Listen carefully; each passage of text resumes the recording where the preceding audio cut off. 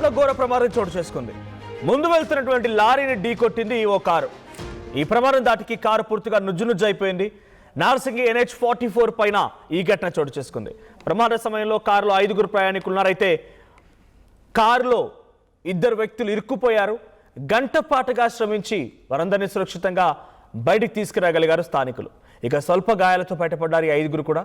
హైదరాబాద్ నుంచి నిజామాబాద్ వైపుగా వెళ్తున్నటువంటి ఈ కారులో ఒక్కసారిగా ప్రమాదం గురైంది. సో మనం విజువల్స్ చూడొచ్చు. ముందు ఒక DCM వెళ్తోంది. DCMని వెనకాల నుంచి ఓ కారు వచ్చి ఢీ కొట్టింది.